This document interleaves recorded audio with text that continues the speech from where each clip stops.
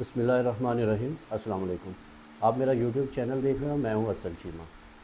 मैं जब भी टीवी ऑन करता हूं या यूट्यूब ओपन करता हूं तो हर तरफ जो है वो सनसनीखेज़ खबरें फैलाई जा रही हैं। जितने भी यूट्यूबर्स हैं वो एक ही टॉपिक पर बात कर रहे हैं। बिलीव मी, कुछ भी नहीं होगा। इंडिया ने जो कुछ करना था उसने कर लिया है। इंडिया के पास इससे ज़्यादा कुछ नहीं है करने के लिए। इंडिया के पास जो है वो जो कुछ उसने करना था वो ऑलरेडी कर चुके हैं। लिहाजा परेशान होने की ज़रूरत नहीं है और ना ही इतनी ज़्यादा हाइप क्रिएट करने की ज़रूरत है। मोदी ने जो बढ़के मारनी थी वो ऑलरेडी मार चुका है। इससे ज़्यादा वो कुछ नहीं कर सकते। उन्होंने जो थ्रेट्स देनी थी, जो इंडस वाटर ट्रीटी जो एग्रीमेंट था उसको जो सस्पेंड करना था वो ऑलरेडी कर चुके हैं। अभी उनके पास कुछ नहीं है। आप बिलीव रखें, आप जो है ना ये यकीन रखें कि कुछ भी नहीं इंशाल्लाह होगा। और अगर कोई बड़ा थ्रेट होता तो जैसे मोदी ने तमाम अपोजिशन को इकट्ठा किया है और अपने मुल्क में एक कंसेंसस डेवलप किया है ताकि पूरा मुल्क जो है, पूरी कौम जो है वो एक सिमत में, एक डायरेक्शन में चले। तो दूसरी तरफ जो पाकिस्तानी हुकूमत और इस्टेब्लिशमेंट है, सब कुछ आपके सामने है। वो तो मज़ीद जो है वो अपोजिशन को रगड़ा लगा रही है।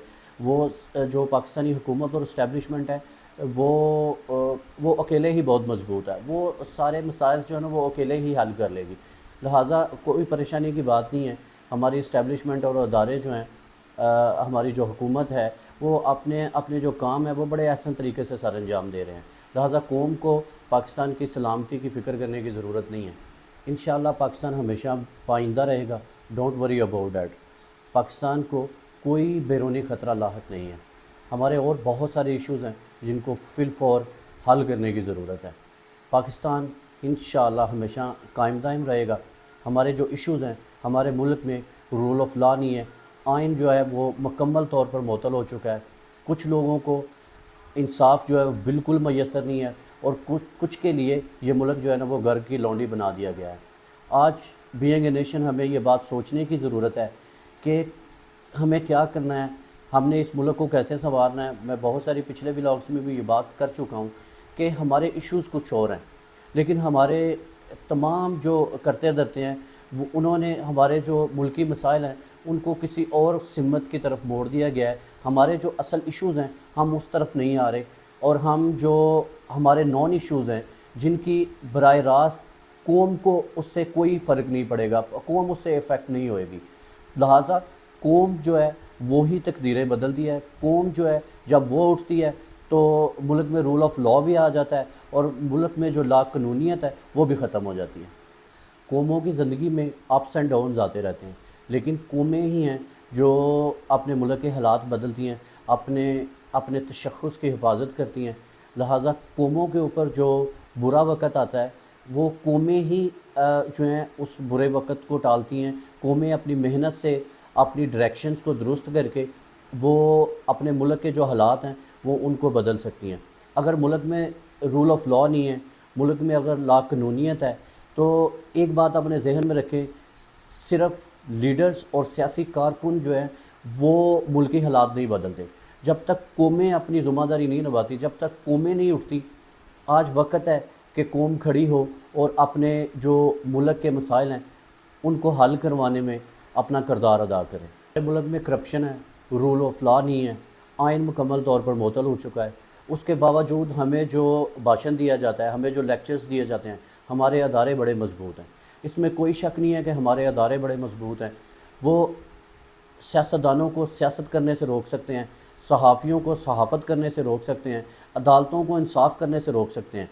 लेकिन ये अदारे इतने मजबूत हैं, ये मुल्क में करप्शन करने वालों, लाकानूनियत फैलाने वालों और इस मुल्क के अंदर जो बर्बरियत है उसको रोकने के लिए अपना किरदार अदा नहीं कर सकते। ये अदारे इतने मजबूत हैं। लिहाजा बीइंग ए नेशन हमें मुल्क की सलामती की फ़िक्र करनी छोड़ देनी चाहिए, क्योंकि हमारे अदारे इतने मजबूत हैं कि वो इन सब मसाइल को ऐसा तरीके से जो है ना वो हल कर लेंगे। लिहाजा मुल्क की सलामती की फ़िक्र छोड़े। हमारी हुकूमत और अदारे इतने मजबूत हैं कि वो सब कुछ संभाल लेंगे। उन्होंने इमरान रियाज़ को, साबर शाकर को, मुईद पीरज़ादा को और बहुत सारे दूसरे सहाफ़ी हैं, असद तूर हैं, बहुत सारे सहाफ़ी हैं, इन्होंने अच्छे तरीके से सबको संभाल लिया है। लिहाजा वो मुल्क के जो एक्सटर्नल मामलात हैं उनको भी और इंटरनल मामलात को ख़ुद संभाल लेंगे। कौम को फ़िक्र करने की ज़रूरत नहीं है। قوم کو صرف ایک بات کی فکر کرنی چاہیے کہ ان کے بچے جو بھوک سے مر رہے ہیں، جن کو سکول جو ہے وہ ان پراپر ایجوکیشن میسر نہیں ہے، جن کو ہیلتھ کی فیسلٹیز میسر نہیں ہیں، وہ صرف اس بات کی فکر کرے کہ انہوں نے اس ملک کو کیسے ٹھیک کرنا ہے، اور اس ملک میں جو لاقانونیت ہے، رول آف لا نہیں ہے، اس کو کیسے جو ہے نا وہ دوبارہ اپنے ملک میں امپلیمنٹ کروانا ہے۔ تو لہٰذا جو ہمیں فکر کرنے کی ضرورت ہے وہ یہ ہے کہ ہم نے انٹرنلی کتنا سٹرونگ ہونا ہے۔ جب ہم انٹرنلی سٹرونگ ہوں گے تو انشاءاللہ تعالی ہمارے ملک کی طرف کوئی بھی میلی آنکھ سے نہیں دیکھ پائے گا۔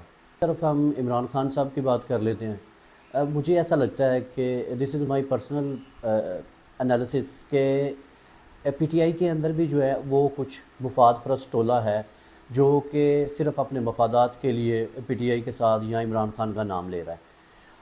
ایک بات سمجھنے کی ضرورت ہے، شاید میں نے اپنے پہلے ولاگ میں یہ بات کی تھی کہ میں نے intervention of establishment in Pakistani politics میں اس کے اوپر جو میں نے ٹاپک کیا تھا، میں نے یہ بات کی تھی کہ شاید یہ جو انٹرونشن ہے اس وجہ سے نہیں رکی کیونکہ اس کو روکنے والے یا اس پہ بہت زیادہ وویلا کرنے والے، اس پہ بات کرنے والے لوگ سنسیئر نہیں تھے، وہ مخلص نہیں تھے کہ یہ سارا جو ڈرامہ ہے وہ رک سکے۔